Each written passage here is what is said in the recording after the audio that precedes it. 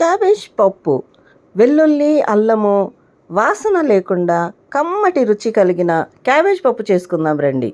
Welcome to my channel Madhura Smriti. Cook healthy, eat healthy and stay healthy.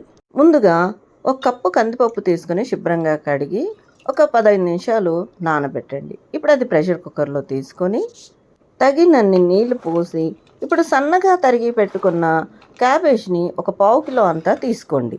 క్యాబేజ్ని కుక్కర్లో వేసి అలాగే 5-6 పచ్చిమిరపకాయలు, కొద్దిగా కొత్తిమీరను కూడా వేసుకోండి. అలాగే 5-6 టమాటాలను చిన్నగా ముక్కలుగా కట్ చేసుకుని వేసుకోండి. ఇందులో చిటికెడు పసుపు, కొద్దిగా కారం వేసుకోండి. మీరు పచ్చిమిరపకాయలని కారాన్ని బ్యాలెన్స్ చేసుకుంటూ మీ రుచికి తగ్గట్టుగా ఎక్కువ తక్కువగా వేసుకోండి. చిన్న చిటిక అండి, పప్పు కుక్కర్లో ఉడికేటప్పుడు పొంగుతుంది. అలా జరగకుండా ఉండాలంటే ఇలా విజిల్ ప్రాంతంలో కొద్దిగా నూనెను వేసి మూత పెట్టి 2-3 విజిల్స్ వచ్చేంత వరకు ఉడికించండి. పప్పు పైకి అసలు రాదు. ఇప్పుడు ప్రెషర్ అంతా పోయేంత వరకు కుక్కర్ని ఉంచేసి మూత తీసి అందులో తగినంత ఉప్పు వేసి మెత్తగా రుబ్బండి. దీన్ని పక్కన పెట్టి ఇప్పుడు తాలింపు వేసుకుందాం. దీనికి 1 టేబుల్ స్పూన్ లేదా 2 టేబుల్ స్పూన్లు నూనెను వేడి చేసి తాలింపు దినుసులను వేసుకోండి. ఇందులో 1/2 టీ స్పూన్ ఆవాలు, జీలకర్ర, శనగపప్పు, మినపప్పు వేసుకున్నాను. అలాగే కొన్ని రెబ్బలు కరివేపాకు, 2 ఎండుమిరపకాయలు కూడా వేసుకున్నాను. ఇవంతా ఫ్రై చేసి కొద్దిగా ఇంగువ వేసుకోండి. ఇది ఆప్షనల్. ఇప్పుడు కొద్దిగా చింతపండు గుజ్జును పోసుకోండి. ఇది ఒక చిన్న నిమ్మకాయ సైజు అంత చింతపండుని నానబెట్టి గుజ్జు తీసి పోసుకోండి.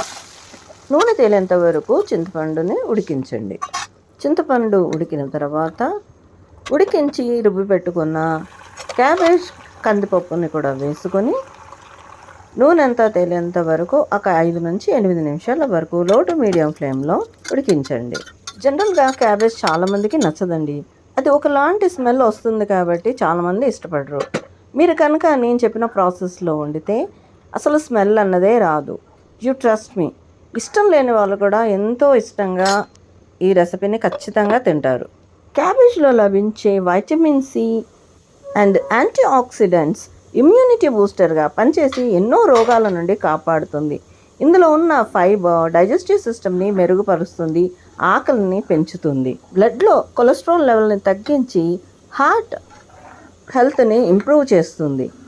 ఇందులో లో క్యాలరీస్ అండ్ లో ఫ్యాట్ ఉండడం వల్ల బరువు తగ్గాలనుకున్న వాళ్ళకి బెస్ట్ వెజిటబుల్ ఈ క్యాబేజ్. క్యాబేజ్లో ఉండే కాంపౌండ్స్ బాడీలోని ఇన్ఫ్లమేషన్ని తగ్గించి కొన్ని రకాల క్యాన్సర్లను కూడా నివారిస్తుంది. నూనె తేలుతుందండి, క్యాబేజ్ పప్పు రెడీ. దీనిపైన కొత్తిమీరని గార్నిష్ చేసుకుని సర్వ్ చేసుకోండి. ఎన్నో ప్రయోజనాలు కలిగి ఉన్న క్యాబేజ్ని ఈ విధంగా చేసుకోండి. ఖచ్చితంగా పిల్లలు, పెద్దలు అందరూ ఇష్టపడతారు. ఇంట్లో కూడా ఉడుకుతున్నప్పుడు వచ్చే క్యాబేజ్ వాసన అస్సలు రాదు. మీరు చెప్తే కానీ ఇది క్యాబేజ్ పప్పు అని తెలుసుకోలేనంత కమ్మగా ఉంటుంది. ట్రై చేయండి. మీ బంధుమిత్రులకి షేర్ చేయండి. మరిన్ని ఇంట్రెస్టింగ్ అండ్ హెల్దీ రెసిపీస్ కోసము నా ఛానల్కి సబ్స్క్రైబ్ చేసుకోండి. Thanks for watching.